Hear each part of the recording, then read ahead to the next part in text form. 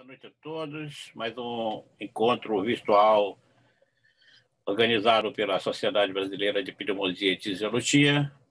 Agora, o Departamento de Cirurgia hoje ficou responsável por organizar essa sessão, que conta com dois temas bastante interessantes. Um tema que é de exceção dentro da pneumologia, que é a cirurgia para a doença do tromboembolismo pulmonar crônico, e também a doença da cirurgia redutora de volume. E hoje nós vamos contar com a presença de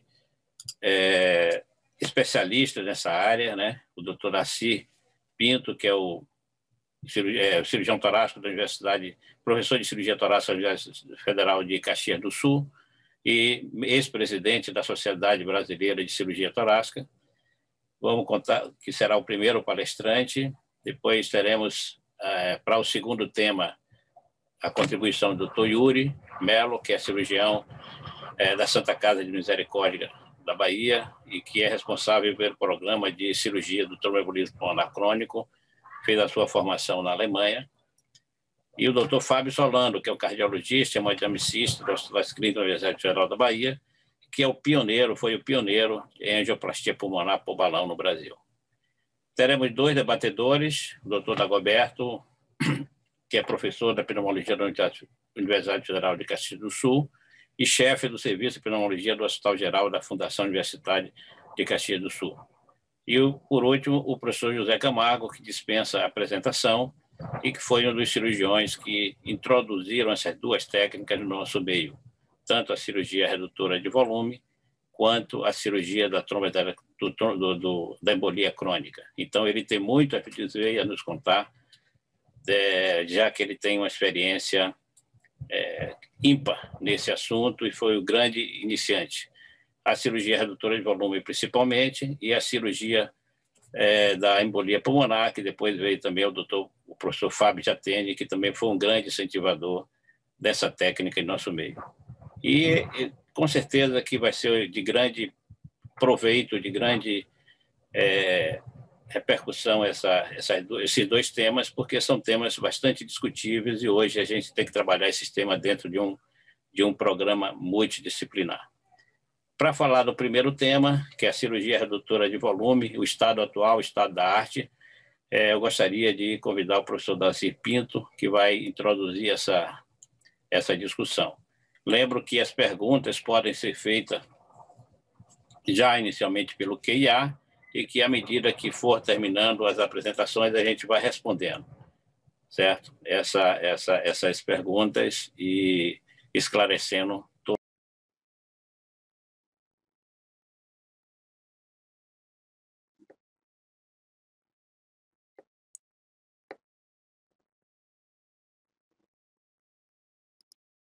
Alô?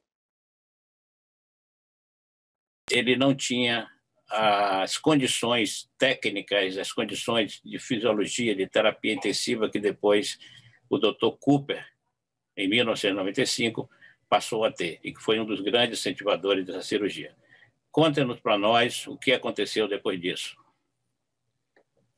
Boa noite a todos, boa noite, Tadeu, e os colegas que estão participando desse encontro. É uma grande satisfação, obviamente, estar aqui e, principalmente, falar sobre um assunto que eu considero de grande utilidade e que permeia, obviamente, também o trabalho do pneumologista e do cirurgião torácico. Então, esse eu acho um tema bastante instigante.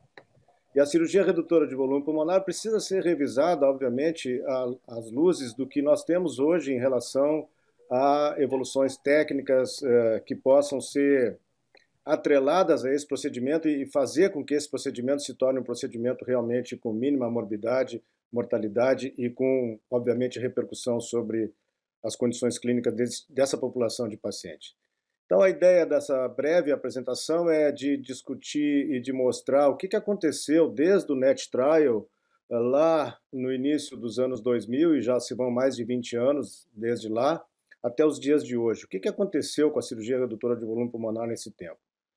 Como o Tadeu falou, já é impossível que se fale sobre cirurgia redutora de volume pulmonar sem trazer o trabalho pioneiro do Dr. Joe Cooper, que não foi exatamente o pioneiro nessa técnica, porque foi uma técnica ressuscitada por ele, uma técnica já tinha sido descrita por Otto Brantgen em 1959, né? Mas quando o Dr. Cooper apresentou os primeiros 20 casos realizados através de esternotomia, com redução de 20 a 30% de cada volume, né, num acompanhamento médio de meio ano, e com um expressivo aumento no volume expiratório forçado no primeiro segundo, e isso tendo impacto na vida e na qualidade de vida dos pacientes, na sua capacidade ventilatória, com redução da necessidade de oxigênio, isso funcionou como se fosse quase como um efeito manada, né? A cirurgia avançou, já estávamos na era dos grampeadores, ainda muito rudimentares, mas já disponíveis, e isso fez com que essa cirurgia fosse indicada de maneira muito expressiva e com grande quantidade de pacientes sendo operados, e obviamente que isso acabou tendo um impacto no custo dessa cirurgia, e principalmente nos Estados Unidos, onde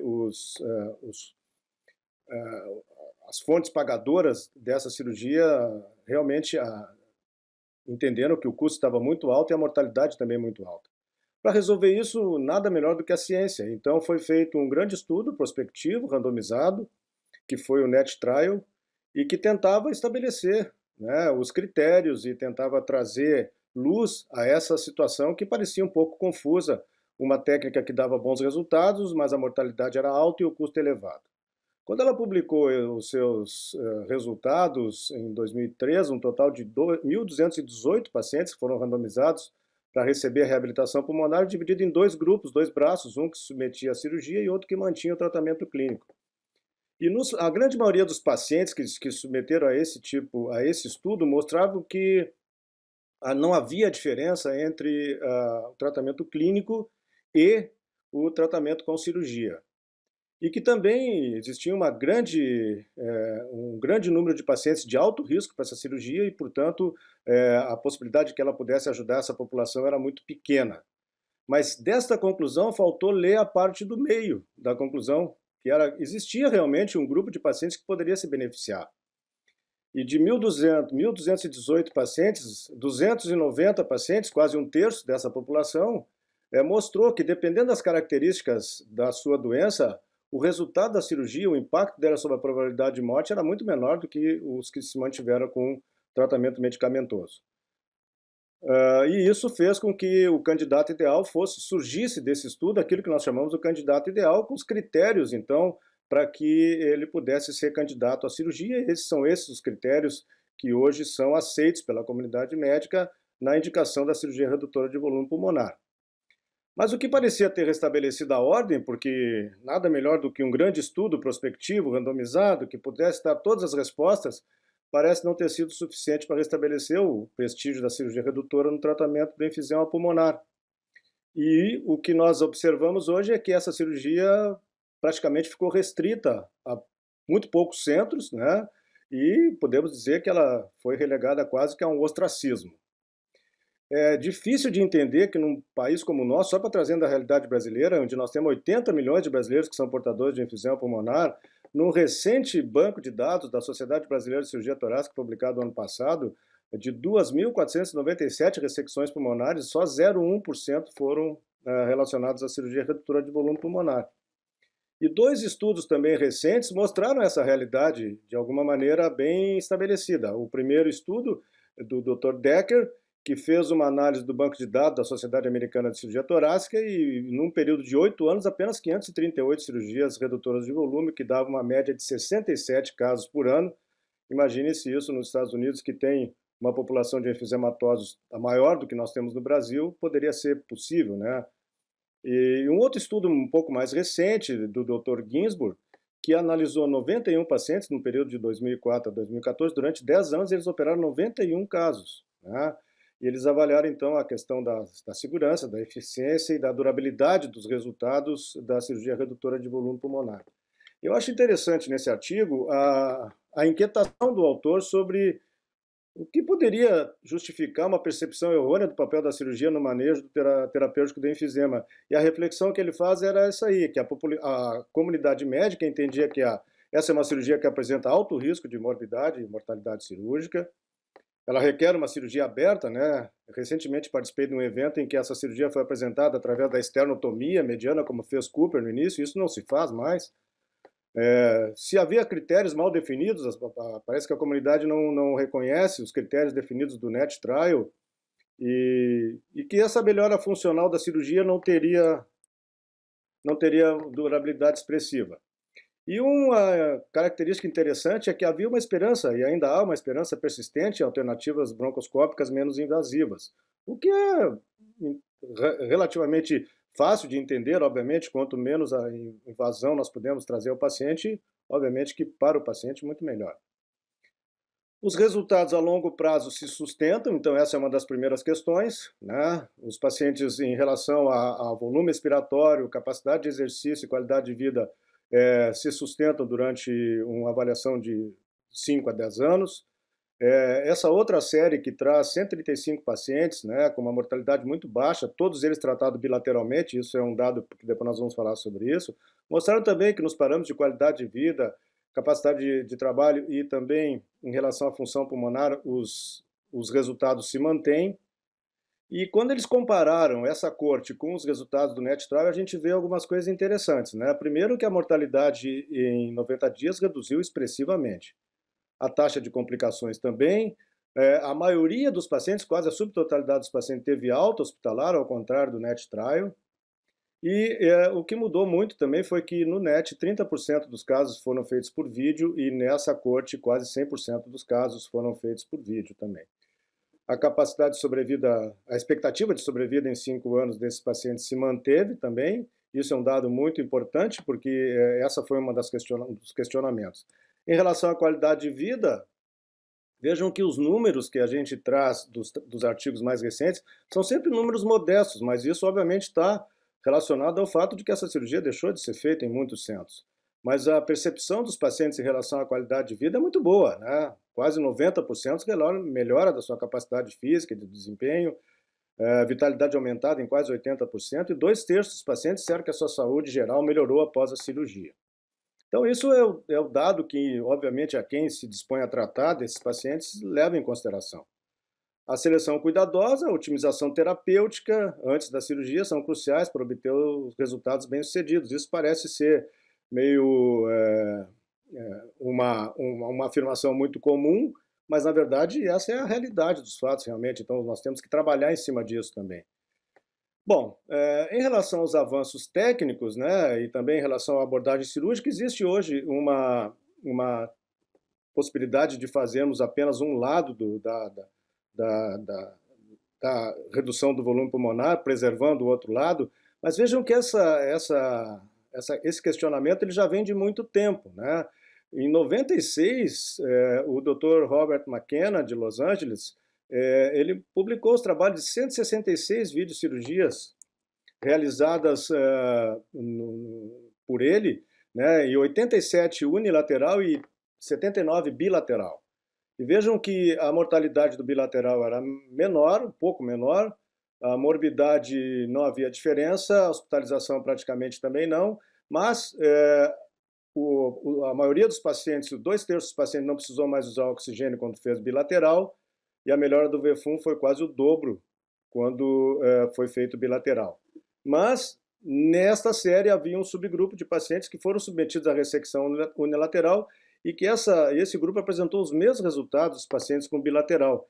E, caracteristicamente, esses eram pacientes um pouco mais jovens, com predominância do enfisema no terço superior, não havia retenção de CO2, mostrando que ainda havia reserva funcional desses pacientes, e o aumento do volume expiratório nesse grupo foi de 340 ml, mais ou menos 45%, com desvio padrão de 15%.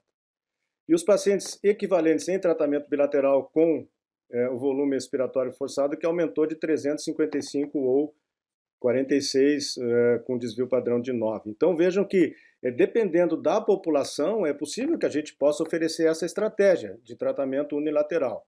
E esse é o exemplo que eu trago para mostrar. Essa é uma paciente feminina de 71 anos, fumante, usuária de oxigênio domiciliar, que havia sido submetido a uma ressecção sublobar 6 anos antes desse procedimento. Ela retirou uma lesão no segmento superior do lobo inferior direito e depois ela retorna com uma massa do lobo inferior esquerdo e, sem nenhuma outra evidência de doença sistêmica, foi proposta a ressecção com a intenção de redução de volume. E essa cirurgia, esse é o pós-operatório imediato da paciente. Vejam a remodelação do diafragma, e essa remodelação, e aí ó, o grande sinal e o grande achado é que essa repercussão de um lado repercute do outro lado também. Como nós não temos uma parede rígida separando os dois hemitóraxes, obviamente que a redução do volume dentro de um hemitórax tende a repercutir do outro lado, e a remodelação do diafragma contralateral também se fez presente. Essa paciente acabou melhorando muito da sua função respiratória e não precisou mais usar oxigênio. Essa tendência a fazer a ressecção unilateral, ela tem essa questão de poder ter um bom resultado e esse resultado ser mantido por um bom tempo também. E esse trabalho do inglês Dr. David Waller, que mostrou que quando nós fizemos a cirurgia, a melhora inicial em um estágio ela é mais evidente, mas a longo prazo todos os parâmetros mostram que há uma sustentação da redução de volume quando ela é feita unilateral.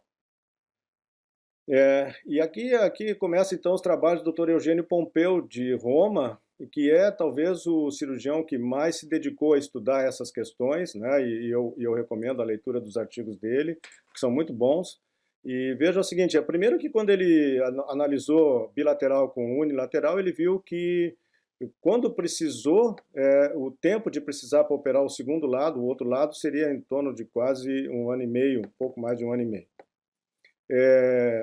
E o volume residual nesses pacientes foi significativamente menor no grupo sequencial do que no grupo que fez um estágio só. Isso é um dado a ser levado em consideração, principalmente porque a redução do volume residual ela é impactante no resultado da capacidade ventilatória do paciente.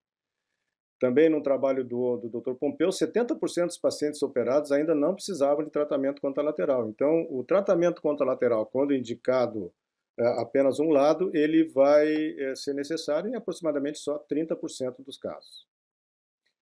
Bom, mas o que realmente impactou nesse caminho do NET-Trial até hoje é que nós melhoramos muito do ponto de vista técnico, e a chegada da cirurgia minimamente invasiva, com a videocirurgia, principalmente, né, a melhora dos grampeamentos, a possibilidade de operar pacientes que têm uma condição clínica muito debilitada, podendo fazer cirurgias com paciente não entubado, podendo fazer abordagem sem ter o dano e a intervenção intercostal, como a abordagem subchifoide, por exemplo, já são hoje trazidas e oferecidas como arsenal terapêutico aos cirurgiões que se dedicam a essa técnica.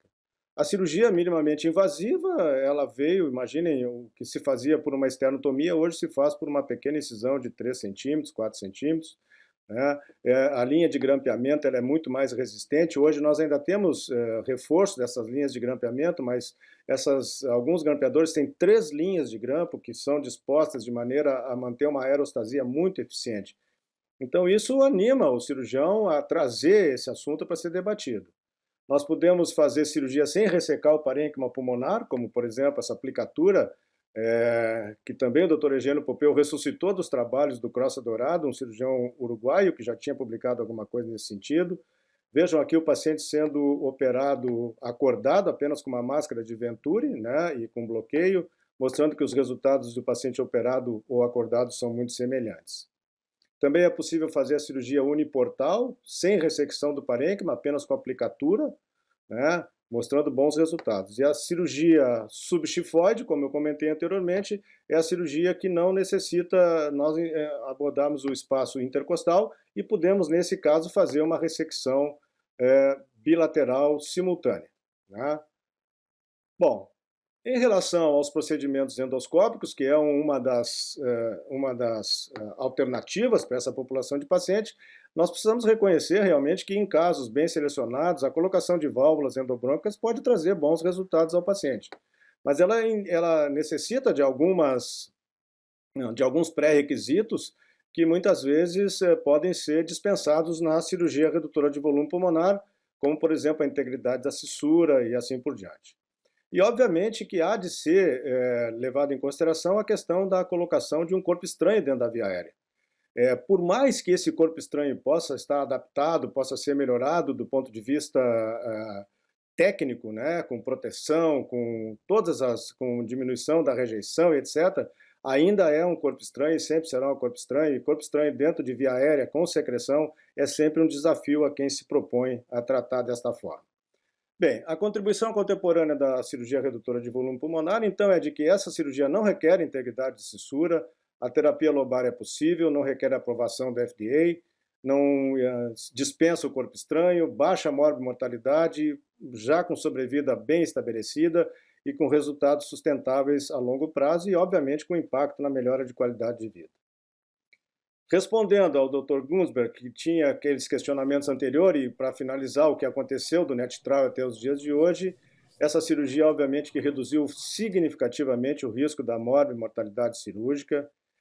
Não se faz mais essa cirurgia por abordagem aberta, a não ser em casos de exceção, principalmente onde não há disponibilidade de equipamentos de vídeo, né? Os critérios de seleção estão muito bem definidos e já vem há 20 anos esses critérios bem definidos. A melhora funcional ela é duradoura e, além disso, essa questão da expectativa de que a solução broncoscópica possa ser uma alternativa para esses pacientes, ela requer, no mínimo, uma abordagem multidisciplinar para que a gente possa oferecer para o paciente aquilo que seja realmente a melhor opção terapêutica para eles.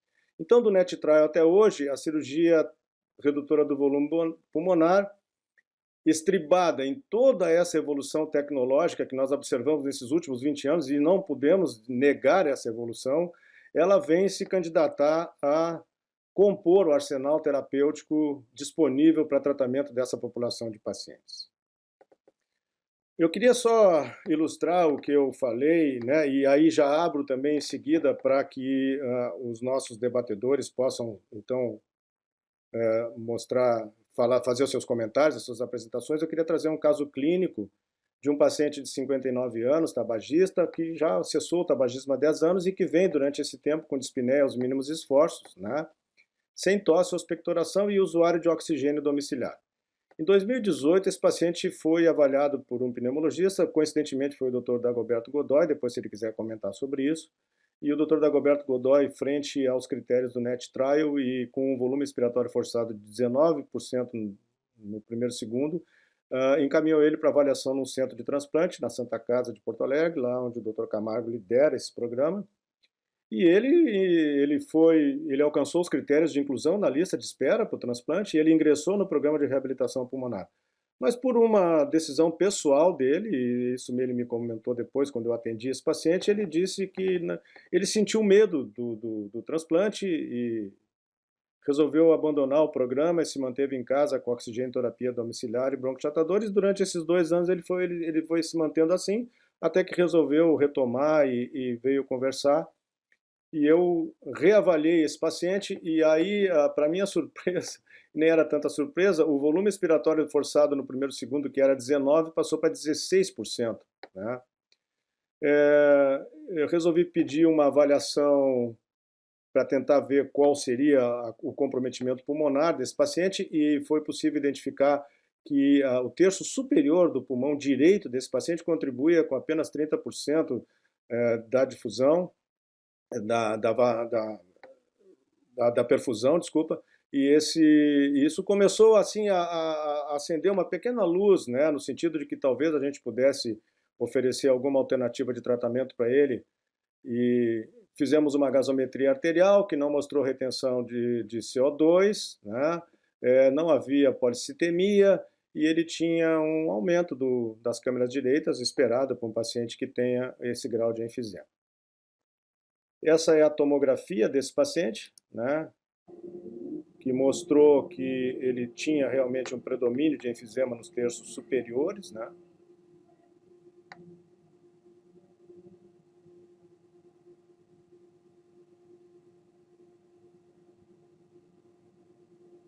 Veja que os terços inferiores já são um pouco mais preservados. E nesse momento, né, as questões que vieram para a discussão era se Manteríamos o tratamento clínico com oxigenoterapia domiciliar e desistiríamos de qualquer outro procedimento para esse paciente. Reencaminhar para a reabilitação pulmonar, reencaminhar o programa de transplante de pulmão, propor o tratamento endoscópico com as válvulas ou optar pela cirurgia redutora do volume pulmonar. Bom, depois acho que a gente pode retomar no caso, se o Camargo e o Dagoberto quiserem comentar, mas a opção, para a gente dar celeridade à nossa apresentação, a opção foi fazer a cirurgia redutora do volume pulmonar, vídeo assistida e unilateral. Né? Então, a decisão sobre o lado a ser feito foi muito fácil, porque o lado direito era o lado mais comprometido e, obviamente, nós optamos por fazer isso. E a cirurgia, então, ela é feita com aquelas duas, com a incisão muito pequena, e esse é o aspecto do transoperatório. Nós estamos fazendo a incisão, lá em cima vocês veem aquela luz onde aparece a toractomia de acesso, já identificado a área a ser ressecada, eu faço uma demarcação com a pinça, e depois entramos com esse grampeador, né, os pneumologistas, os clínicos talvez não sejam habituados, isso é um grampeador que permite, então, seccionar e suturar o parênquima no mesmo tempo. Né? Vejam a linha de grampeamento, e nós vamos seguindo, né, fazendo como se fosse uma meia-lua no ápice pulmonar. Isso é um pouco empírico, né? Esse pulmão desse paciente ele não desinsuflava a área mais doente, o pulmão dele ficou totalmente armado durante a cirurgia, mesmo com intubação seletiva.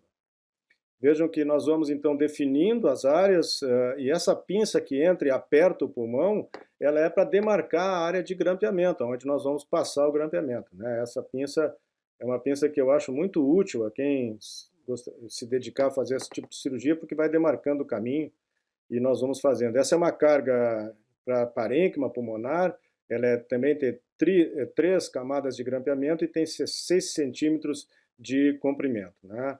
Então, nós com 6 cargas dessas, 7 no máximo, que é o número de cargas que nós habitualmente gastamos numa lobectomia para câncer, por exemplo, nós podemos fazer esta ressecção.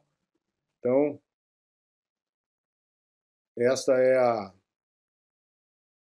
a cirurgia já chegando no seu final. Veja, nós vamos seguindo essa linha de grampeamento e veja que o pulmão não desinsufla, né? É impressionante.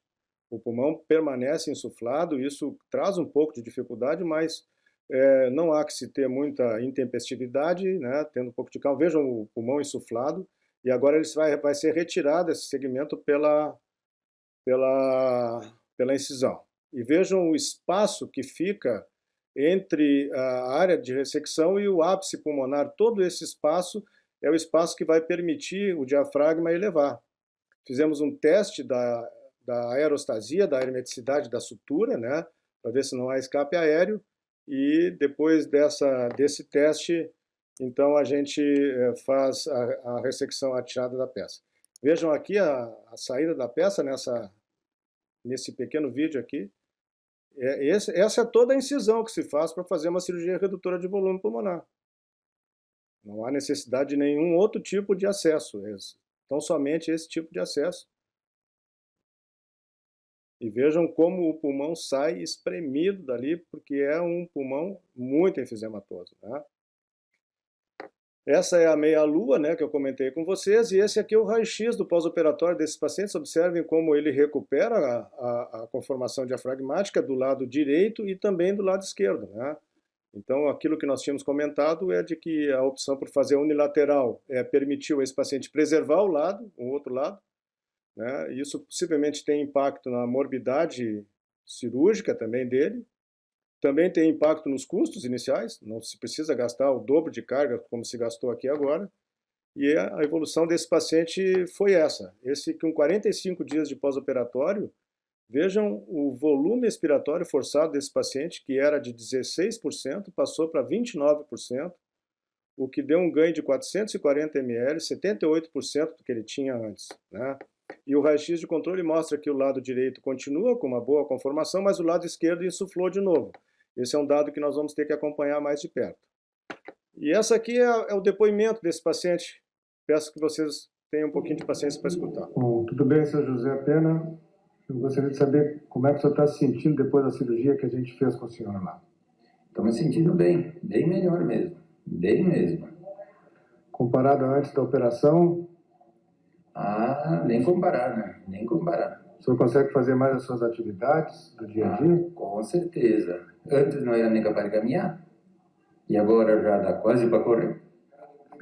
E o oxigênio o senhor está usando ainda? Não estou mais usando. Depois que eu fui para casa, usei 2 vezes nos primeiros dias que fui para casa, depois não usei mais. O senhor tem sentido muita dor no corte? Não, onde tinha o dreno, me doeu uns par de dias ali, mas não foi dor, não. E por dentro eu nem senti dor. Okay. É só onde tinha coisa que senti um pouquinho, mas não foi muita coisa, não. Tá bem, senhor José. Muito obrigado, viu? Nada, não.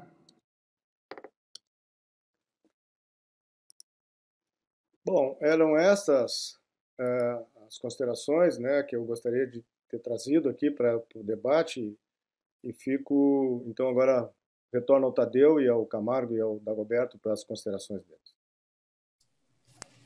Excelente revisão, Daci. Eu acho que deixou bem claro de que essa cirurgia traz um grande ganho para o paciente com um enfisematoso, principalmente o paciente que tem enfisema superior, né? E que isso tem que ser um paciente que tem que ser bem estudado e participar de uma discussão multidisciplinar. Vamos convidar agora o doutor Dagoberto para fazer algumas considerações sobre qual o paciente ideal, ou como indicar essa cirurgia, o que é que ele acha que é importante nisso tudo.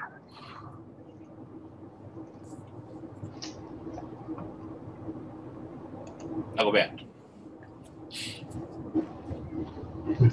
Boa noite a todos. Muito obrigado pelo convite para poder participar dessa atividade. E, se tu me permites, Tadeu, eu vou fazer algumas coisas que eu acho importante no que tange ao manejo com POC grave, porque uma das coisas que realmente acelera a evolução desfavorável de pacientes que têm um DPOC, principalmente enfisematosos graves, é a situação de esse paciente ter medo de sentir dispneia e, com isso, ele entrar num ciclo de inatividade que vai acelerar tanto o descondicionamento cardiovascular como muscular, o que torna uma espiral descendente na sua qualidade de vida, no restante de vida que ele tem, e que precisa ser revertido com a maior brevidade possível. Essa reversão, ela passa pelo uso ótimo de medicamentos broncodilatadores, que tivemos muitas aquisições nesses últimos anos, principalmente com os anticolinérgicos e com os broncodilatadores beta-2 de longa duração, e com a reabilitação pulmonar. Para quem não está acostumado com reabilitação pulmonar, a vida dos pacientes que participam de programas de reabilitação pulmonar muda, e muda de uma maneira muito importante no que tange a qualidade, e o paciente entra e sai com a mesma função pulmonar em termos espirométricos. Então, essa mudança, ela basicamente leva em conta, dentre outras coisas, a qualidade de vida. E com a aquisição dessa qualidade de vida importante, nós temos impacto também sobre internações hospitalares e sobre sobrevida. E é isso que eu vou tentar discutir com os amigos aqui ao longo dessa noite. Eu vou fazer uma apresentação aqui e eu vou me reportar a duas revisões sistemáticas que foram feitos na Austrália, e a primeira, ela se refere aos 11 melhores ensaios clínicos a respeito de cirurgia redutora do volume pulmonar, e a segunda revisão, que foi feita um ano depois, se refere ao tratamento endoscópico do enfisema pulmonar. Nessa primeira revisão, nós podemos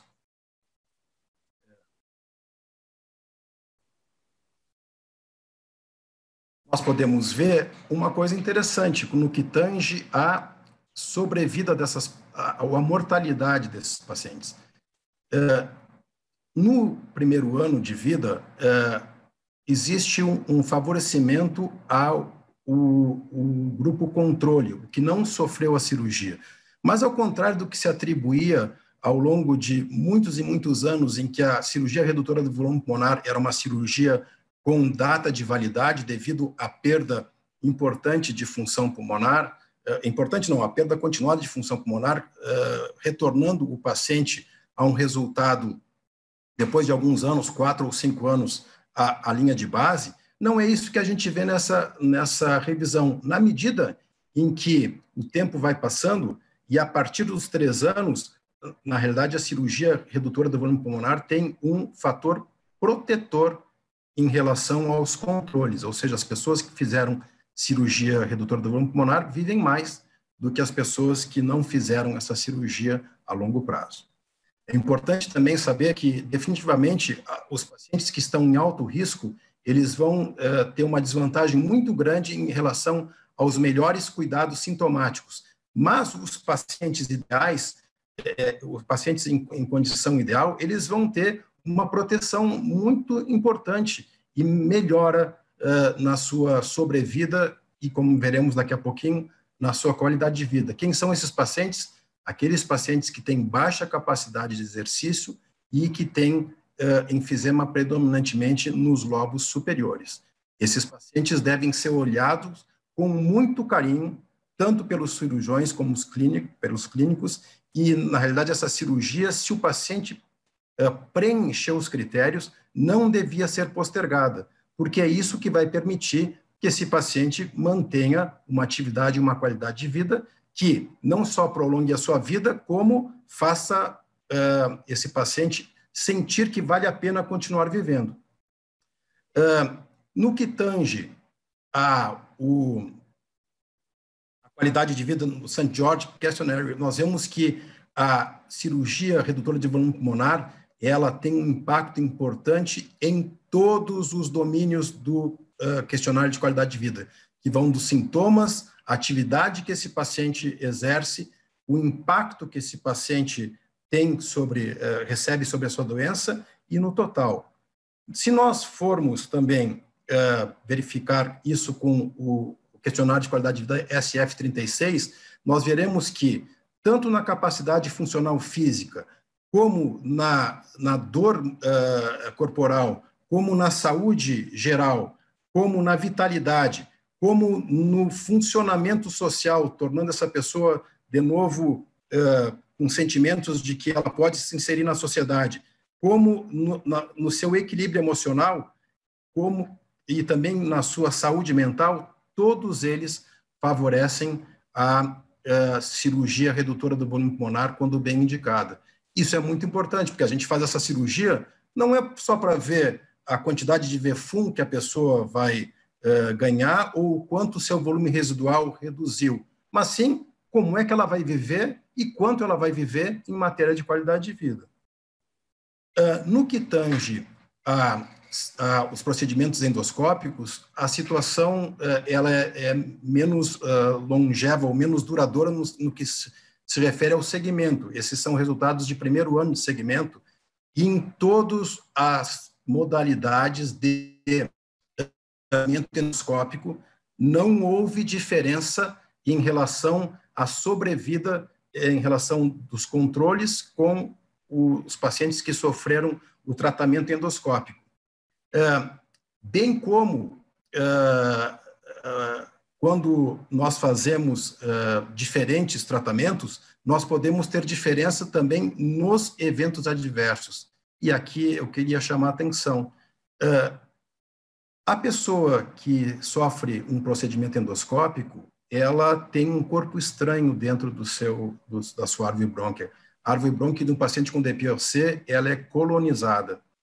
Além disso, muitos dos dispositivos podem causar sensibilização desses pacientes no que tange aos componentes, principalmente ao níquel, provocando broncoespasmo e quadros asmatiformes, além de infecções seguidas e também de sangramentos, o que faz que, ao longo desse período de um ano em que foi seguido, nós víssemos que claramente, no total, todos os procedimentos endoscópicos têm muito mais efeito colateral, e inclusive nos que podem ser retirados, com necessidade de retirada e recolocação e limpeza Ou seja, o que acontece com isso? A qualidade de vida das pessoas cai.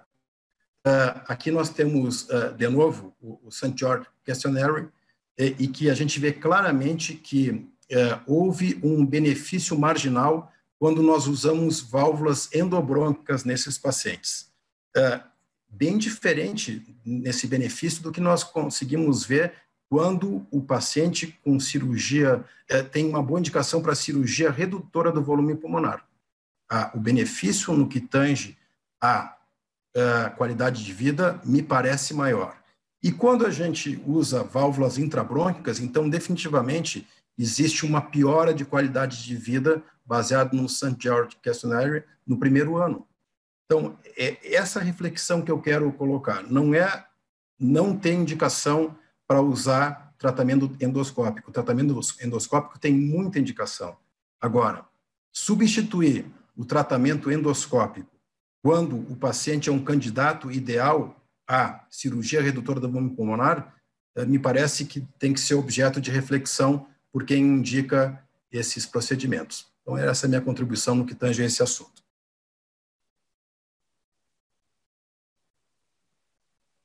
Excelente, Dagoberto.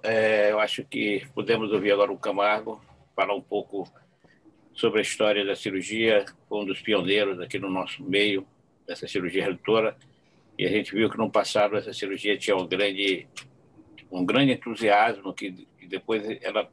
E é uma pergunta que eu gostaria de fazer ao Camargo, por que se faz tão pouco redutora hoje, depois que quando a gente já tem todas as condições para fazer uma boa cirurgia, a cirurgia minimamente invasiva, mas a gente vê que é uma cirurgia que ainda se faz muito pouco. É porque tem que fazer em centros especializados? Isso talvez o Camargo consiga nos responder durante a sua apresentação.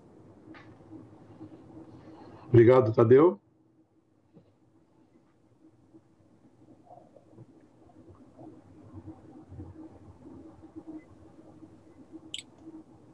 Acho que temos que fazer a projeção do Dr. Camargo, André.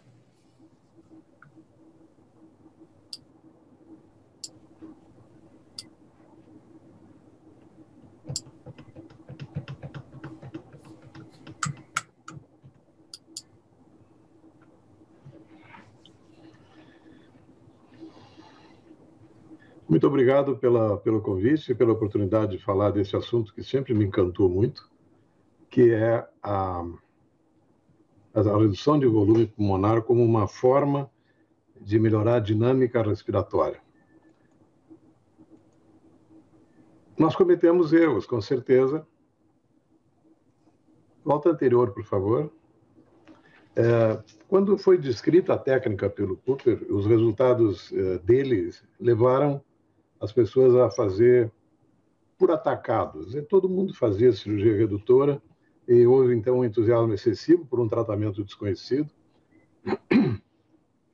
Foi realizada em centros que não tinham qualificação para alta complexidade e, não por acaso, hoje os serviços que acumularam mais experiência em cirurgia redutora eram os serviços que fazem transplante de pulmão por duas razões: por estarem habituados à alta complexidade e por terem um aporte grande de pacientes encaminhados para transplante que não preenchiam os critérios do transplante, mas podiam ser beneficiados com a redução de volume.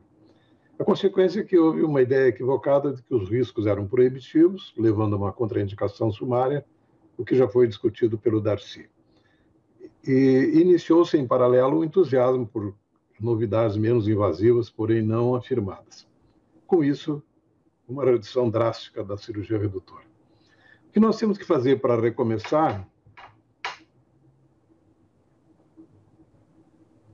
volta anterior, por favor, é entender que os pacientes cirúrgicos são aqueles que ultrapassaram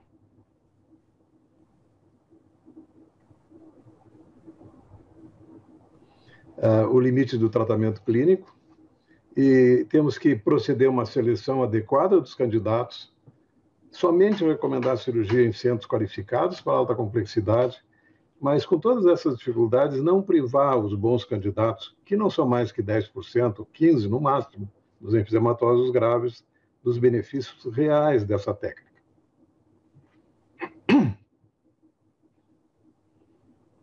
A seleção dos candidatos é essencial. E eu acho que um grande avanço que houve nessa pausa das indicações foi a identificação das contraindicações realmente decisivas. Entre elas, a bronquite crônica é certamente a mais importante, mas também a identificação das contraindicações funcionais, né? VF1 abaixo de 20, pressão média da artéria pulmonar acima de 35, retenção de CO2 e difusão abaixo de 20%, são dados funcionais objetivos que hoje contribuem muito adequadamente para a seleção dos melhores candidatos.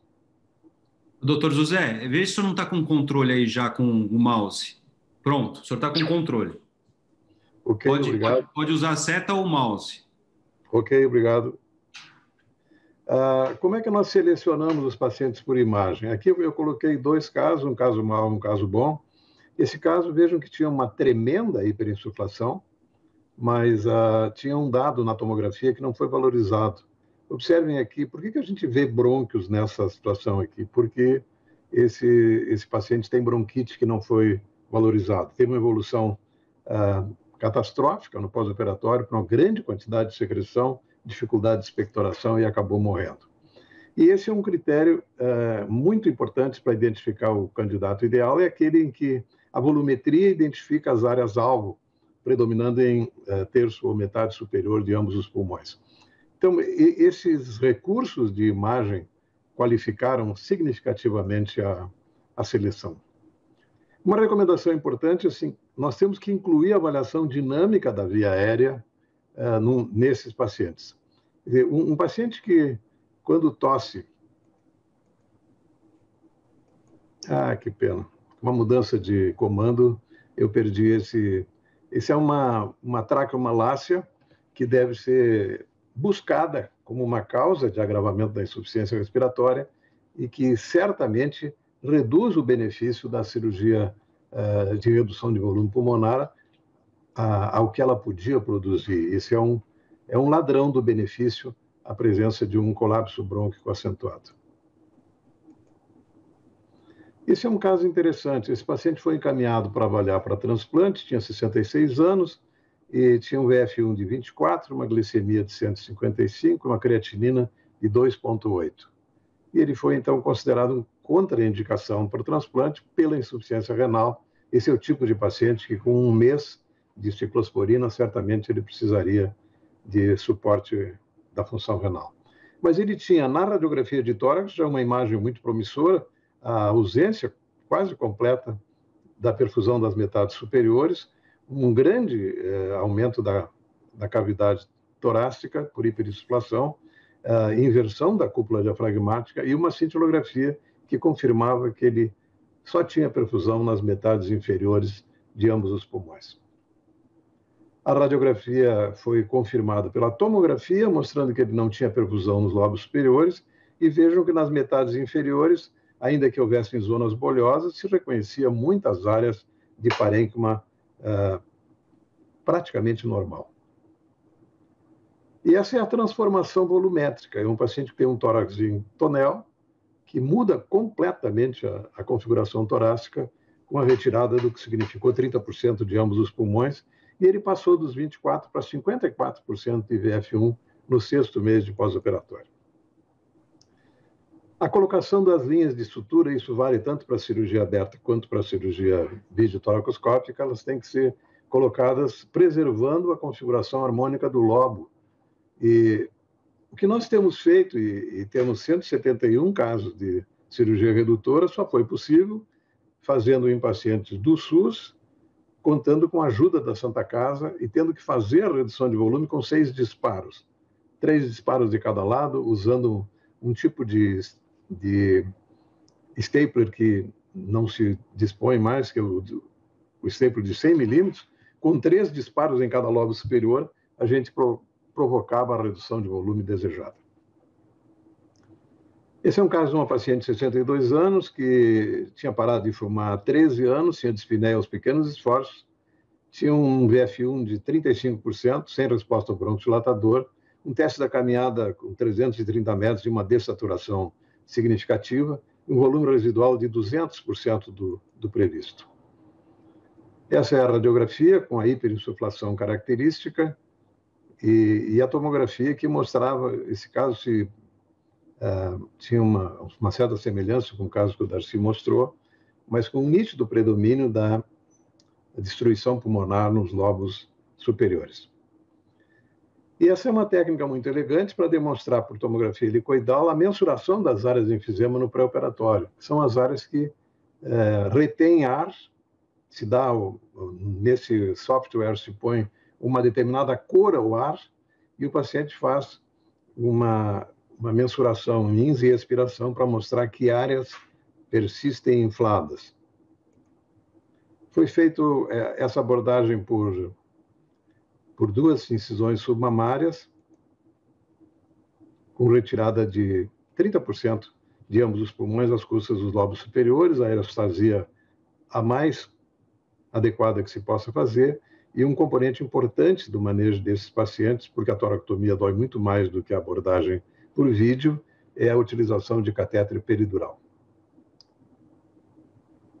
Alta da unidade de terapia intensiva no 3º dia e alta hospitalar no 7º dia, com uma nítida redução de ambos os pulmões, comparação pré- e pós-operatório, o raio-x da alta. E aqui, a repetição da mensuração, no pós-operatório se identifica aqui as cicatrizes da redução de volume e a comparação pré- e pós-operatório com o alçaponamento de ar completamente modificado, o que explica o grande benefício que ela teve na avaliação funcional. Aqui se vê, bom, também não vai ser possível mostrar, mas era uma ressonância dinâmica no pré e no pós-redução de volume, mostrando o quanto é possível ampliar a mobilidade diafragmática durante esse procedimento. Aqui no perfil também era demonstrável isso. A funcionalidade expressa pela espirometria,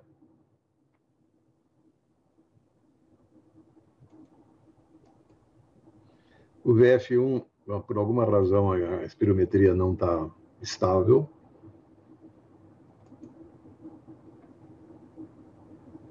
Bom, ela passou de 35% para 56%.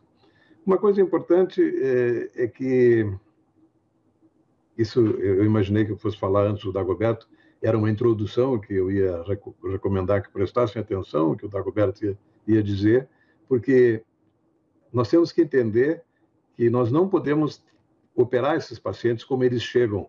Na verdade, eles chegam na pior condição possível para o procedimento, desnutridos, praticamente sem musculatura, e a foiteza do cirurgião tem impacto na mortalidade. É inadmissível que um paciente desse seja submetido a um procedimento de redução de volume pulmonar sem passar pela reabilitação.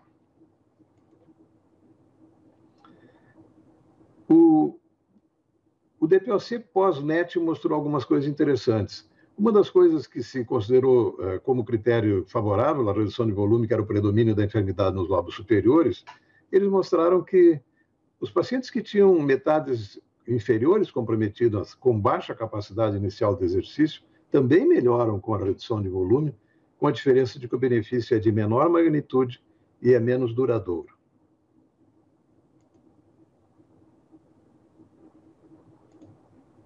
Outra observação importante é que, quando eles compararam a cirurgia de redução de volume com outras formas de benefício de pacientes tratados com hiperinsuflação pulmonar, a cirurgia redutora foi superior a todos os outros métodos e até ao transplante pulmonar, que, apesar de oferecer ganhos funcionais muito mais expressivos, se acompanha de complicações, de mortalidade e muito menos acessibilidade, sem contar os custos muito maiores.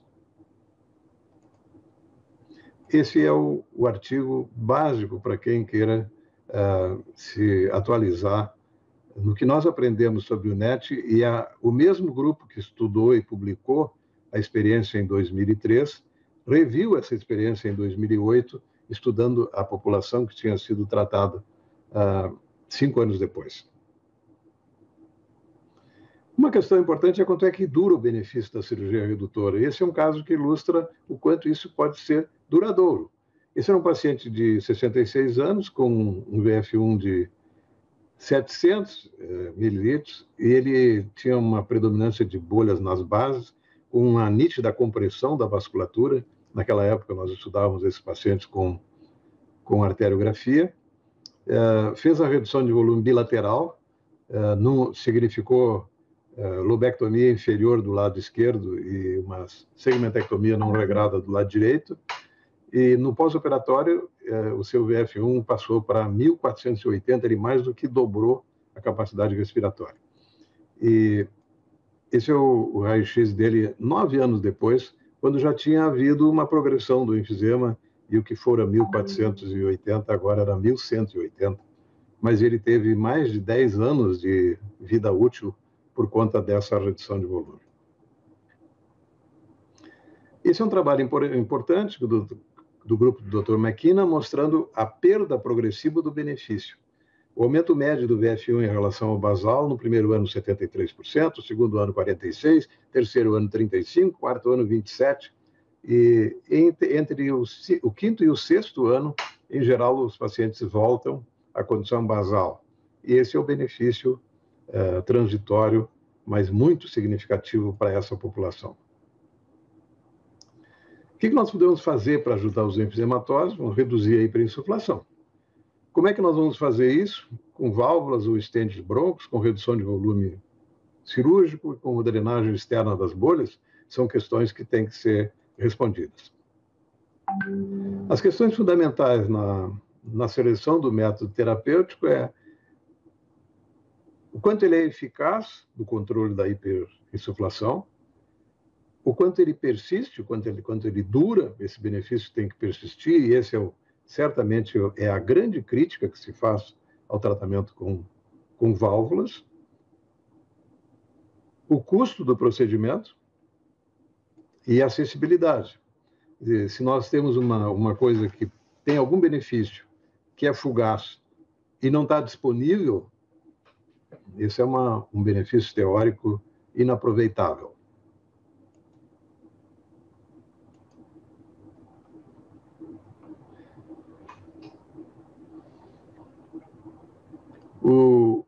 O Darcy já comentou a experiência do Ginsburg, nós vamos adiante. E as estratégias que nós precisamos testar essa experiência que o Darcy tem defendido com entusiasmo é uma experiência que tem muitos adeptos, especialmente na cirurgia europeia, de transformar toda a cirurgia redutora em VATS, o que, apesar do custo muito mais alto do que a cirurgia aberta, ele é mais barato do que o uso de válvulas endoscópicas, e nas formas assimétricas, a redução unilateral, que é uma reserva técnica para o futuro, o tratamento do segundo lado. Não há nenhuma dúvida que em cirurgia aberta, a abordagem deve ser bilateral sequencial, porque nós precisamos ter o máximo de ganho funcional no pós-operatório para que o paciente sobreviva ao trauma cirúrgico aumentado. Na abordagem unilateral com vídeo, o ganho é menor, mas é compensado pela menor perda funcional do procedimento menos cruento. As válvulas são melhores do que o stent. A eficácia das válvulas depende de um detalhe anatômico muito pouco frequente, que é a fissura completa. As complicações são significativas, já foram referidas pelo Dagoberto.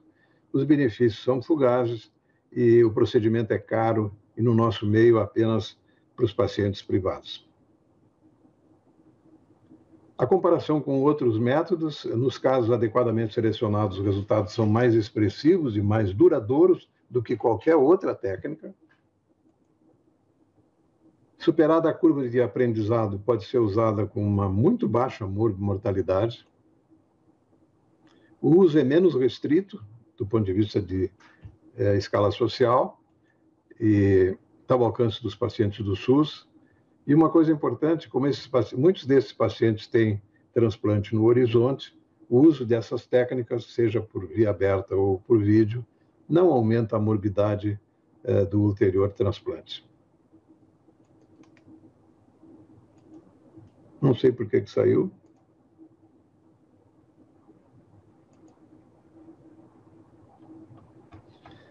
Bom, para terminar, eu queria definir, então, o que é o esquema de proposta terapêutica moderna. Se um paciente tem hiperinsuflação com um VF1 abaixo de 35%, ele faz a reabilitação. Se depois da reabilitação ele não ultrapassa esses limites, fica entre 20% e 30% de VF1, ele é um candidato potencial à cirurgia redutora. Se depois da reabilitação ele ultrapassa os 35%, ele segue em reabilitação. Essa é uma reserva compatível com uma vida de dignidade preservada. Mas se depois da reabilitação ele se mantém com VF1 abaixo de 20%, a única possibilidade de benefício terapêutico cirúrgico é o transplante pulmonar. Muito obrigado pela oportunidade. Obrigado, Camargo, pela excelente revisão. Vamos deixar as perguntas para o final, fazer um pool de perguntas, já estamos um pouquinho atrasado no horário, e vamos passar, então, para o segundo tema que está proposto, que é a cirurgia da embolia pulmonar crônica.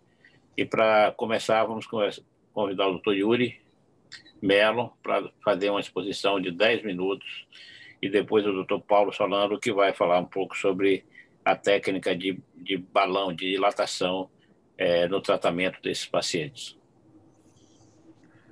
Obrigado, Tadeu. Boa noite a todos. A responsabilidade de falar desse tema com plateia dessa, o Dr. Camargo, que foi meu professor. Tomário Terra está aí na plateia também, que eu vi o nome dele. E, bom, a ideia é falar um pouquinho do tratamento cirúrgico da hipertensão tromboembólica crônica e mostrar um pouco do que nós temos feito desde 2015 aqui em Salvador. A embolia crônica, na verdade, ela é uma parte de um contexto muito maior que engloba todos os pacientes com embolia pulmonar. Você vê embolia com frequência nas salas de emergência, mas não se sabe muito bem porque alguns desses pacientes resolvem, outra parcela vai ter trombos persistentes, mas sem repercussão clínica alguma, e uma parcela menor, que oscila em torno de 4%, 4% a 5%, vão desenvolver obstruções com repercussão hemodinâmica. E são esses pacientes que nos interessam, os pacientes que têm embolia com resolução incompleta e que fazem repercussão hemodinâmica e, consequentemente, a hipertensão pulmonar por tromboembolismo crônico. Assim como todas as hipertensões pulmonares, todas as formas, a hipertensão por tromboembolismo crônico, que é o tipo 4, é uma doença que também é séria e rapidamente progressiva. A elevação da pressão na artéria pulmonar causa sintomas clínicos que não são muito específicos e você precisa de um grau de suspeição para diagnosticar. Os pacientes manifestam normalmente com dispneia progressiva aos esforços, fadiga, edema, dor torácica. A principal complicação é a insuficiência cardíaca direita e, por conta disso, esses pacientes são tratados muitas vezes como insuficiência cardíaca propriamente dita ou asma e tem o seu diagnóstico retardado. Geralmente mata esses pacientes. Quando você tem hipertensão em níveis mais altos, a sobrevida não chega a 2 anos, mas precisa de um grau de alerta grande porque é uma forma de hipertensão curável por cirurgia. Não em todos, mas em boa parte dos pacientes. Enquanto não se inventa nenhuma forma de fazer essa desobstrução, a forma mais efetiva é cirurgia. Dos guidelines mais antigos, desde 2009, a cirurgia já constava como o padrão ouro para tratamento desses pacientes com nível de evidência 1. E o que mudou de lá para cá, para agora de 2019, é que a cirurgia continua sendo a principal forma de tratamento, apenas se incorporou a opção da angioplastia por balão para casos inoperáveis, uma técnica mais recente, e algumas medicações específicas para hipertensão por tromboembolismo crônico, que também foram aprovadas ou estão em vias de aprovação, o que possibilitou tratamentos combinados para esses pacientes. Tá? Esse mesmo consenso atualizou a definição diagnóstica, então são pacientes que têm uma dispneia aos exercícios, de causa não muito bem definida, todos têm que ser lembrados e investigados para tromboembolismo crônico, pressão média acima de 25, tem que ter uma alteração de ventilação perfusão na cintilografia. Uma cintilografia normal praticamente afasta o diagnóstico, então é um bom exame para você usar como triagem inicial. e deve ser investigado depois esses pacientes por métodos de imagem, seja angiotomografia, seja o cateterismo. Um detalhe que a gente sempre estressa nas reuniões aqui é a necessidade de anticoagulação por pelo menos 3 meses desses pacientes. Por que isso? Eu preciso ter certeza que aquilo que está nas imagens são só trombos crônicos. Se eu investigo o paciente com trombo agudo ou subagudo, eu posso ter uma superestimativa da quantidade de doença e, eventualmente, fazer uma indicação de tratamento que não reflita a realidade do paciente nem o que ele necessita. Então, o ideal é que esses pacientes tenham pelo menos 3 meses de anticoagulação eficiente para depois serem devidamente estudados. Como é que a gente avalia os doentes? Como em todos os grandes centros. Eles não são avaliados de forma isolada e é fundamental a presença de um time multidisciplinar que se dedique a estudar esse tema. Então, você tem que ter um cirurgião com expertise e conhecimento da doença e das técnicas, tem que ter um pneumologista dedicado a isso, você tem que ter um hemodinamicista que se dedique a fazer o exame direito bem feito. O Fábio vai mostrar depois, o CAT esquerdo de coronária não é necessariamente CAT de câmaras direitas e ainda mais para angioplastia pulmonar, radiologistas dedicados. Então, o ideal é que todos os casos sejam discutidos com todos os experts ao mesmo momento. E o que você procura é isso. Qual é o divisor de águas para como você vai tratar esse paciente? É basicamente a localização da doença. Então, as doenças mais proximais que eu consigo acessar cirurgicamente são mais favoráveis a tratamento cirúrgico. As doenças mais distais, eu tenho dificuldade para cirurgia, eu não consigo acessar isso, mas tem uma boa área de pulmão ainda obstruída, ou são oclusões e estenoses, são bons candidatos para angioplastia. Os pacientes com lesão distal periférica, em que você não consegue acessar nem mesmo com o cateterismo, são os pacientes que vão para tratamento medicamentoso. Então, toda a investigação e toda reunião multidisciplinar visa no denominador comum, que é determinar a localização dessas obstruções, a quantidade delas e a correlação entre essas obstruções e a repercussão hemodinâmica. E o pessoal, como o Dr. Camargo mostrou também, e o Dr. Daci, com relação à seleção do paciente para cirurgia redutora, que tem que ser bem criteriosa, aqui a gente parte de um pressuposto inverso, que todo paciente é cirúrgico até que você prove o contrário. Justamente pelo potencial de cura do procedimento, a gente tem que investigar exaustivamente para que esses doentes se provem que não são cirúrgicos. E a cirurgia, ela tem um princípio bastante simples, que é remover as obstruções de dentro da artéria pulmonar. Então, você tem obstruções, tem entupimentos, a gente retira essas obstruções e faz com que o sangue volte a perfundir esses locais em que não passava sangue. Os casos que são considerados inoperáveis, eles vão para avaliação ou para angioplastia ou para tratamento medicamentoso, e a gente tem o cuidado de sempre pedir uma segunda opinião em um outro centro de referência para ter certeza que esses pacientes são inoperáveis mesmo. Quem é que a gente vai oferecer cirurgia? Então, pacientes que são sintomáticos, classe funcional 2, 3 ou 4, pacientes que têm diagnóstico de hipertensão tromboembólica crônica confirmado nos exames, então ele tem que ter o eco com hipertensão, cintilografia com defeitos de ventilação e perfusão, cateterismo confirmando as medidas hemodinâmicas alteradas, avaliando a resistência, avaliando o débito cardíaco, e uma arteriografia pulmonar determinando a anatomia da doença para avaliar se é acessível ou não. Não existe uma resistência pulmonar que deixe o paciente inoperável. Existe sim uma desproporção ou proporção entre a quantidade de obstrução em suas localizações e as medidas hemodinâmicas. Então você tem que tem que casar o que você tem de obstrução e o que eu posso desobstruir com os dados da hemodinâmica. Isso é que é importante. Assim como não há também um limite de função ventricular direita pré-operatória que tornasse o paciente inoperável. De forma simplificada, as únicas contraindicações para cirurgia para esses pacientes são pacientes com doença pulmonar estrutural, enfisema grave ou fibrose ou sequelas de doença inflamatória. Não faz sentido você reperfundir um pulmão que não funciona. Ou pacientes com doença ventricular esquerda significativa. Todas as outras podem ser avaliadas de forma individualizada. Então, o princípio da cirurgia, como eu falei, é desobstruir a artéria, e é uma cirurgia que é bem padronizada. Embora o princípio cirúrgico seja simples, a cirurgia é um tanto quanto complexa por conta das necessidades que você precisa. E o grande mérito de padronizar isso é do grupo de San Diego, que é atualmente o centro de referência no mundo nesse procedimento. Então, a cirurgia é sempre feita por esternotomia mediana, o paciente em circulação extracorpórea, com resfriamento até 18 graus. A gente faz para a abordagem da artéria parada circulatória tortal. O que é isso? Eu desligo a máquina de SEC e o paciente fica durante 20 minutos sem circular sangue no corpo.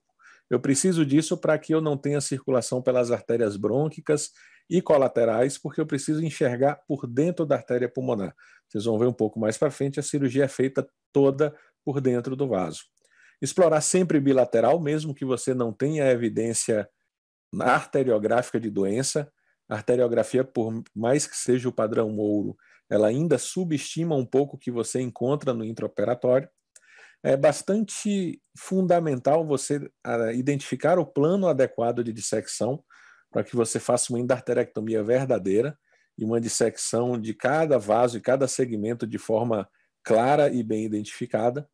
E durante o reaquecimento desse paciente, você tem possibilidade de realizar, inclusive, outros procedimentos necessários, como revascularizações ou troca de válvula.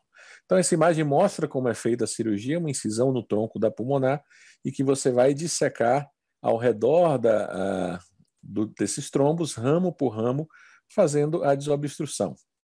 Essa é a imagem do campo operatório, abordagem sempre bilateral. Essa é uma imagem para vocês terem ideia do regime hipertensivo que faz com a remodelação cardíaca, o ventrículo direito extremamente aumentado, o tronco da artéria pulmonar tem quase que o dobro da largura da aorta nesse paciente por conta do regime hipertensivo. E essa é a imagem do intraoperatório, é o que o cirurgião vê. Então aqui vocês estão vendo o tronco da artéria pulmonar direita aberto, e esse é o material trombótico com aspecto esbranquiçado. Por que esbranquiçado? Porque é um trombo fibrótico, é um trombo cicatricial que se aloja por dentro dos ramos. E a ideia é você identificar esse plano que está sendo delimitado, que é o plano da endarterectomia. E você começa, depois de delimitar esse plano, a dissecar ramo por ramo e retirar cada uma das obstruções. Por conta disso é que eu preciso da parada circulatória, eu preciso enxergar dentro do vaso, e eu tenho 20 minutos para realizar esse procedimento de cada lado. Após 20 minutos, eu começo a ter risco de danos cerebrais e outras complicações para a parada circulatória, e a gente precisa reperfundir o paciente. Isso é feito à direita e à esquerda. Então, esse é o gráfico do tempo cirúrgico. Então, todo esse tempo que vocês estão vendo, a cirurgia é feita só nessa pequena janela onde você atinge a temperatura de 18 graus. Então, são horas de preparação pré, horas de preparação pós, que são fundamentais para o resultado cirúrgico.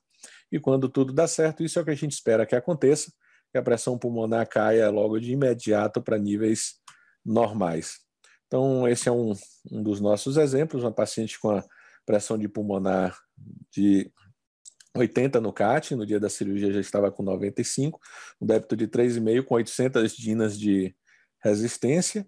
Esse foi o material que foi retirado dos dois lados, e esse foi a medida da pressão pulmonar da paciente na chegada na UTI. Uma preocupação desse procedimento é a questão neurológica. É por isso que a gente tem o cuidado com o resfriamento, é por isso que a gente tem a limitação do tempo de parada circulatória.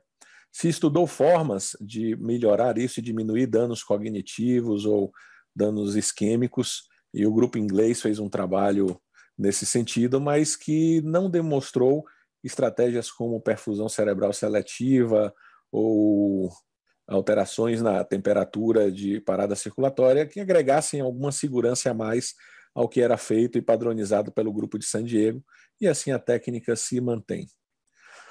As complicações dessa cirurgia são bem semelhantes a qualquer cirurgia de grande porte, principalmente as cardíacas, mas existem duas complicações que, embora tenham nomes diferentes, se manifestam da mesma forma: é o edema pulmonar de reperfusão e a síndrome do roubo da artéria pulmonar, que se manifestam com hipoxemia. E são bem características dessa cirurgia. É uma hipoxemia grave, às vezes ela não é responsiva a medidas clínicas, e às vezes você pode encontrar quadros como esse, em que a única forma de você manejar o paciente é com suporte de ECMO. Então, o ECMO é fundamental em qualquer serviço que você pretenda fazer esse tipo de cirurgia. Paciente bem avaliado e você conseguindo abordar todas as obstruções, os resultados hemodinâmicos são consolidados, existe extensa publicação a esse respeito, não tem o que se questionar. A recuperação cardíaca também é vista de forma bem precoce. Esse é um paciente nosso, uns 45 dias depois da cirurgia, já dá para ver a diferença e o remodelamento do ventrículo direito e do átrio direito, que estão praticamente normais, com a melhora do regime pressórico. Esse é outro caso nosso também, essa arteriografia pré-operatória do paciente. Esse foi o material que foi retirado durante a cirurgia. Essa paciente, quando completou 1 ano, a gente repetiu o CAT, a gente faz o CAT de controle com 1 ano, e essa é a imagem angiográfica para vocês verem que realmente funciona e realmente você consegue reperfundir o pulmão. A artéria diminui, o regime pressórico melhora, a paciente está super bem. Os resultados a longo prazo, a pico de resultado clínico da cirurgia é em torno de 1 ano, depois que os pacientes são operados. Nesse momento de 12 meses, você vai ter quase 90% dos pacientes em classe funcional 1 ou 2, que mostra mais uma vez por que a gente insiste que todos os pacientes são operáveis até que se prove o contrário. Esses são dados nossos de acompanhamento de qualidade de vida dos pacientes. Todos os pacientes demonstram melhora na limitação de exercício, melhora na percepção geral de vida, e o mais importante é a melhora no impacto emocional desses pacientes. São pacientes que têm ceifadas a sua qualidade de vida, eles não conseguem trabalhar, eles têm restrição em sua vida social, e a possibilidade de voltar a ser socialmente ativo, familiarmente ativo, causa um impacto emocional nesses pacientes que é bem marcante. Um dos últimos pacientes que a gente operou no mês passado, ela era bem grave e ela disse claramente que ela preferia morrer do que continuar na situação que ela estava, porque aquilo não é vida. Isso a gente vê com uma razoável frequência nesses pacientes de hipertensão crônica. Existem dados também que comparam e ratificam a indicação de cirurgia como método de escolha, onde você vê pacientes que não foram operados e que foram operados, e os pacientes que operaram têm melhora não só de sobrevida, como de índices de performance. E as estratégias, elas não podem ser reproduzidas de forma linear. Ela depende muito da experiência de cada local, principalmente da operabilidade. Então, o que a gente, embora eu tenha feito o meu treinamento da Alemanha, eu não consigo fazer aqui tudo que a gente faz lá, por exemplo. Isso é muito dependente da expertise da equipe, de volume cirúrgico, de habitualidade. Então, às vezes, pacientes que lá eram operáveis, para mim, pode não ser ainda por questões técnicas e de acesso às lesões mais distais, ou em outro centro, pode ter pacientes que eu opero aqui em outros locais, eles podem não ser operados. De novo, é importante você avaliar bem esses pacientes para saber que a resistência que está sendo medida tem correlação com o que você vai tirar. E isso é muito dependente da experiência da equipe multidisciplinar que está avaliando. Não existem dados objetivos para fazer essa avaliação. Isso é totalmente subjetivo. Segunda coisa, os pacientes que são inoperáveis, têm vasculopatia distal e que não têm obstrução segmentar, esses pacientes vão para tratamento medicamentoso, não tem muita questionamento. Mas tem os pacientes intermediários. Ele tem uma resistência que ainda está um pouco fora de proporção, ou que você acha que talvez não consiga desobstruir uma quantidade de segmentos que vá dar uma queda significativa nessa resistência. Esses pacientes, então, você pode discutir uma cirurgia com risco de ficar com doença residual e eventualmente escalonar para um tratamento sequencial com angioplastia, que pode ser híbrido ou pode ser após o procedimento, ou você pode, de repente, começar a tratar ele clinicamente para melhorar um pouco e avaliar a cirurgia depois, mas isso é uma questão de exceção. Não existe ponte para tratamento de forma regular. você pode encaminhar esse paciente para angioplastia. Tá?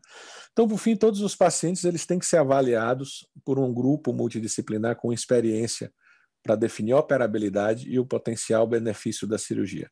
Todos são operáveis até que se prove o contrário. A cirurgia ainda é o principal tratamento e é o estado da arte para esses pacientes. Você tem evidências fortes de benefício não só sintomático como prognóstico. Você tem um risco baixo em serviços que estão bem estabelecidos e que montaram uma estrutura adequada para atender esses pacientes. Não é só o cirurgião querer fazer, isso é a menor parte. A gente teve que montar toda uma estrutura junto com os hospitais, junto com os outros colegas, para que a coisa desse certo. Esses pacientes têm um manejo bem peculiar. Tá? A redução imediata da resistência é o mais efetivo em termos de prognóstico. Você pode ter pacientes que às vezes não vão curar, mas mesmo que você não normalize, você tem uma melhora desses pacientes. E os resultados a longo prazo são encorajadores. A gente está falando de melhoras em 90% em 3 anos. Se você comparar transplante para hipertensão pulmonar, os resultados são bem inferiores a esses números. E, por fim, deixar um convite para aqueles que se interessarem mais pelo assunto. A cada 3 anos tem um evento específico de TEP crônico. Isso seria esse ano, foi adiado por conta da pandemia, mas está a princípio marcado para o ano que vem lá na Alemanha. Então, todos que se interessarem pelo assunto, é o melhor evento para estar presente. Acho que é isso aí. Obrigado, Yuri. Excelente revisão. Eu acho que a complexidade da doença realmente ela tem um tratamento muito complicado, né? Um tratamento que depende de um estudo muito multidisciplinar para que os pacientes sejam realmente beneficiados com essa técnica. Fábio Solano, que é um hemodinamicista aqui de Salvador, e ele foi quem introduziu essa técnica, um dos pioneiros da angioplastia pulmonar por balão no Brasil. E eu gostaria de saber dele para nos mostrar em que casos isso está indicado, como é feito e quais são os resultados dessa angioplastia. Fábio, por favor. Obrigado, doutor Sérgio. Vou compartilhar minha tela. Bom, eu não sou pneumologista, sou cardiologista. Eu gostaria de agradecê-los pelo convite para participar dessa sessão. Bom, Yuri, eu trabalho com o Yuri em grupo, né, em conjunto aqui em Salvador, na abordagem desses pacientes com hipertensão pulmonar tromboembólica crônica, para a gente oferecer um tratamento com uma abordagem multidisciplinar e o mais completo possível. Bom, Yuri já adiantou bastante coisa, vou ser bem objetivo, direto ao ponto, né? Então, os pacientes operáveis, eles devem ir para a cirurgia de endarterectomia pulmonar, esse é o tratamento de eleição, como Yuri já colocou muito bem. Mas os pacientes inoperáveis, eles têm que ser oferecido alguma forma de tratamento, né? Esse tratamento pode ser à base de medicações vasodilatadoras pulmonares associadas ou não à angioplastia arterial pulmonar por balão. Bom, um grande percentual desses pacientes não é considerado elegível para cirurgia. Em grandes registros, como o registro europeu que aqui a gente apresenta, quase 40% dos pacientes podem ser considerados inoperáveis. Isso, obviamente, como bem disse Yuri, pode variar de centro para centro, de acordo com a expertise local, mas uma média de em torno de 40%, os pacientes são eleitos como inoperáveis, né? E a maior causa disso é o padrão de distribuição das lesões obstrutivas mais distal, de difícil acesso para o cirurgião. Outra coisa que chama muita atenção, como o Yuri comentou, é a desproporção entre a resistência vascular pulmonar encontrada e a quantidade de obstruções visíveis à angiografia, né? E além de outras comorbidades que possam aumentar o risco cirúrgico. Para esses pacientes, a gente faz uma avaliação para ver a execuibilidade da angioplastia pulmonar, né? Então, o que é a angioplastia pulmonar? O conceito é bem direto. Consiste em identificar os pontos de obstrução nas artérias pulmonares, se introduzir um material de angioplastia que é constituído de um fio guia que cruza a obstrução, como vocês podem ver aí no meio, e por onde a gente conduz um balão, um catéter balão que é insuflado para quebrar essas traves de obstrução fibrótica, né? E rechaçando esse trombo organizado contra a parede. Então, diferentemente da tromboendarterectomia, onde Yuri mostrou que se retira esse material junto com parte da íntima, né? Na angioplastia esse material não é retirado, ele é quebrado no meio e rechaçado contra a parede, liberando aí o fluxo no interior do vaso. E como nós fazemos, como é feito na maior parte do mundo e como nós fazemos aqui em Salvador, né, para triar, para avaliar esses pacientes se são bons candidatos à angioplastia ou não. Então, uma vez considerados inoperáveis pelo nosso time, nós fazemos uma avaliação que consiste da junção da angiografia invasiva, da angiotomografia e da cintilografia pulmonar desses pacientes para se identificar anatomicamente e de forma funcional, através da perfusão, quais seriam as áreas candidatas à desobstrução. Né?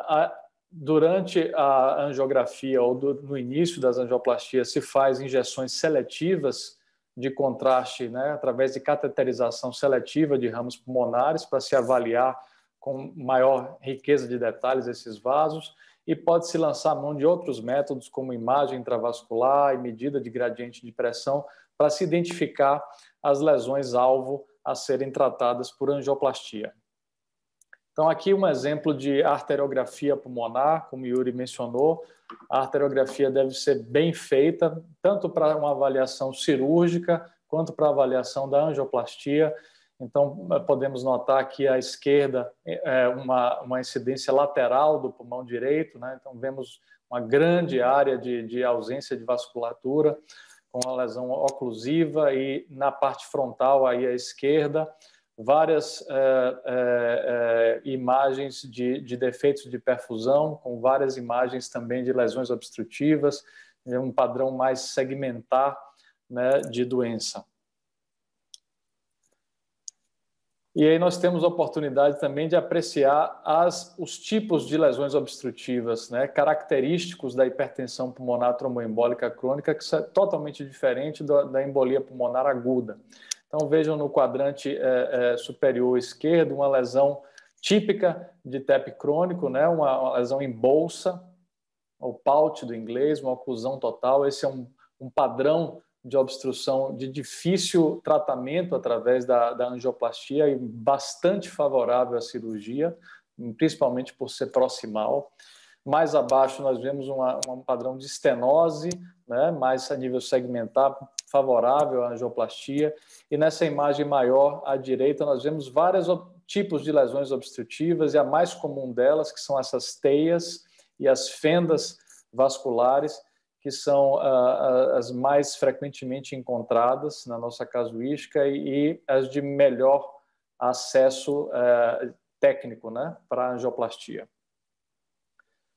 Bom, a gente tem que fazer angioplastia em todos os ramos que forem passíveis de tratamento, e os resultados geralmente são bons. Aqui a gente vê a maior série de pacientes tratados em 7 instituições do Japão, são mais de 300 pacientes. Os japoneses, eles refinaram a técnica de angioplastia e viabilizaram essa forma de tratamento, que se espalhou dali para o resto do mundo. Então, esses são os resultados considerados padrão ouro. Então, vejam a queda significativa na classe funcional de dispneia, na pressão arterial pulmonar média, no aumento do índice cardíaco e queda significativa da resistência vascular pulmonar, com resultado sustentado por mais de um ano.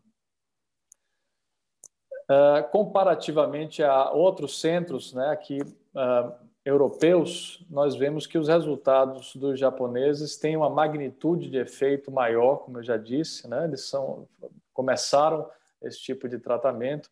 Aqui nós vemos no exemplo da resistência vascular pulmonar uma magnitude de efeito maior se comparado a centros europeus. Isso tem várias explicações, não só o fato de terem maior experiência com a técnica, mas também questões relacionadas à definição de operabilidade e à escolha do tratamento para angioplastia. Então, os japoneses operam menos que os europeus, os pacientes que vão para angioplastia no Japão são um pouquinho diferentes da Europa, e nossos resultados aqui, que nós devemos publicar em breve, tendem a ser mais semelhantes a esses resultados que nós vemos na Europa. Bom, o efeito da angioplastia ele pode ser visto tanto em pacientes sem um pré-tratamento medicamentoso, mas também ele pode ser visto já em pacientes em uso do tratamento medicamentoso específico e recomendado para esse tipo de pacientes, que é o inibidor da guanilato ciclase, o Riociguat. E aqui nós vemos o efeito hemodinâmico do Riociguat na coluna do meio, e após isso, o efeito adicional aditivo da angioplastia arterial pulmonar após 6 meses do tratamento. Bom, a angioplastia é feita de forma estadiada, ela não é feita em um tempo cirúrgico só, como é feita na arterectomia, em um momento cirúrgico. Ela é feita em vários dias diferentes, em sessões diferentes, e o número é tanto maior quanto maior for a quantidade de vasos obstruídos, né? Então, o efeito hemodinâmico também é gradual. A cada sessão, a gente obtém alguma melhora e o efeito final só vai ser visto após o término das sessões. É aqui para mostrar a abordagem em um vaso, especificamente, né, um ramo para o segmento 8, do pulmão direito, e vejam aí esse ramo com injeção seletiva, né, de contraste por uma cateterização desse ramo. O padrão de obstrução em teia, quase não se vê fluxo distal, praticamente não se vê, quase não se vê retorno venoso, né? O início da angioplastia com a passagem de um fio-guia no local.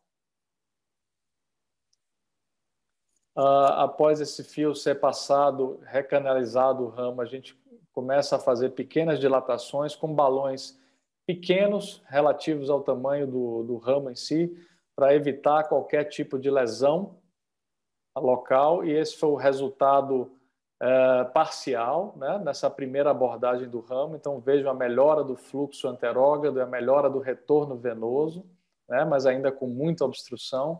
Aí, essa foi a segunda sessão do paciente. Numa sessão posterior, 5 meses depois, vejam que o resultado estava mantido à esquerda. Nós recanalizamos esse ramo novamente e tratamos com um balão do dobro do tamanho inicial, né, para se obter um resultado mais favorável. E vejam a melhora imediata do fluxo, com retorno venoso imediato. Esse é o padrão de fluxo que nós queremos ver nos ramos arteriais pulmonares. E após 8 meses, num reestudo, esse ramo estava lá patente, com um borramento tecidual, uma boa perfusão tecidual e um excelente retorno venoso, mostrando aí um padrão de circulação praticamente normal.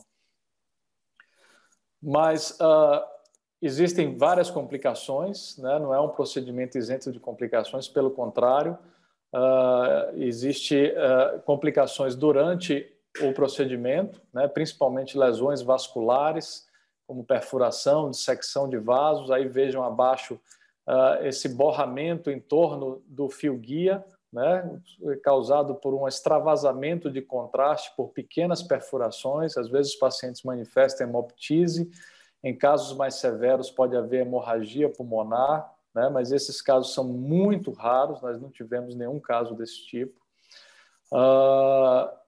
E após o procedimento, a complicação mais comum é a lesão pulmonar associada à reperfusão, que, diferentemente da encontrada do edema de reperfusão pós-endarterectomia cirúrgica, essa é uma lesão pulmonar setorizada, restrita aos segmentos que nós abordamos durante a sessão específica, né? E geralmente ela está muito associada à manipulação das guias, dos balões, do catéter, e não somente à reperfusão em si obtida naquela sessão.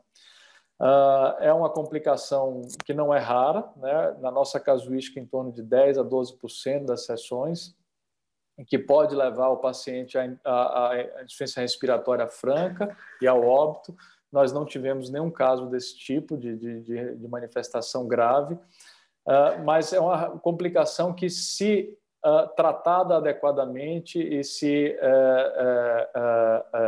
o paciente supera a fase aguda, como na maioria das vezes supera, isso não implica em insucesso do tratamento, isso não implica em piora do prognóstico.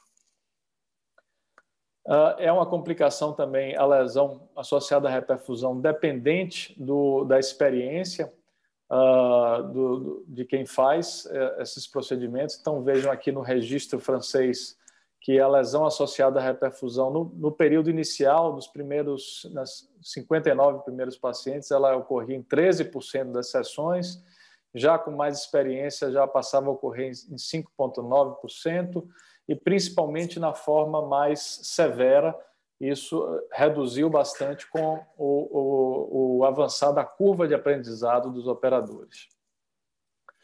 Então, como mensagem final, eu enfatizo que a angioplastia pulmonar é um procedimento relativamente seguro, em mãos experientes, eficaz e realizado de forma estadiada.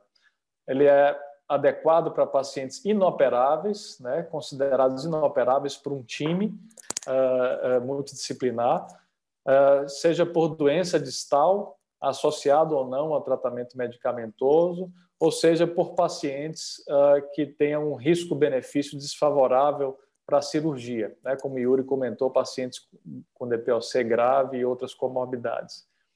Ela também pode ser indicada para pacientes que tenham feito a cirurgia de endarterectomia e tenham ficado com a hipertensão pulmonar persistente, ou que tenham permanecido ainda com lesões residuais por um clearance incompleto durante a cirurgia de endarterectomia, como o Yuri mencionou aí a questão do tratamento híbrido, em se fazer uma cirurgia e depois se indicar pacientes para complementação das desobstruções através de angioplastia. Agradeço a todos, eram essas minhas considerações e estamos abertos a qualquer discussão. Obrigado. Obrigado, Fábio. Acho que é excelente, acho que é uma alternativa bastante interessante para os pacientes que não podem se beneficiar com a cirurgia e aqueles casos que naturalmente têm uma indicação, que estiverem naquela curva, né, naquele momento que Yuri mostrou, ou seja, aquele paciente com lesões um pouquinho mais periféricas, e você mostrou que o resultado é bastante satisfatório nessa situação. Passamos um pouco do tempo, eu acho que assim poderia se fazer, se algum dos palestrantes quiser fazer alguma consideração final sobre o evento, fique à vontade, e para que a gente possa fazer o encerramento. Tadeu, se me permite? Pois não. Tadeu, é uma coisa muito importante, que essa é a forma de hipertensão pulmonar que nós temos com a maior possibilidade de cura. Agora, e não é tão infrequente, nós devemos ter por ano casos novos, entre 1.000 a 4.000 casos novos no Brasil por ano, desse tipo de doença. E uma tentação muito importante quando se tem armamentário terapêutico farmacológico, fazer uma tentativa de conseguir, vamos dizer assim, controlar a situação usando fármacos primariamente. Isso é um erro, porque o que acontece é que nós ficamos perdendo tempo e lesando o resto dos vasos sanguíneos por hiperfluxo e colocando esse paciente numa condição pior para a resolução cirúrgica. Então, ao fazer o diagnóstico de hipertensão pulmonar por tromboembolia crônica, a atitude mais correta é o mais rapidamente possível encaminhar esse paciente para um centro de referência para avaliação da possibilidade cirúrgica. e não ficar perdendo tempo em dar medicamento.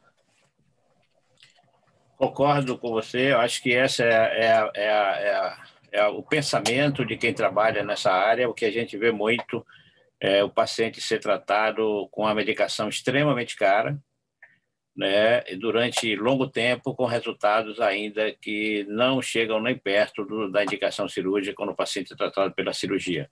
E, infelizmente, a gestão pública ela não oferece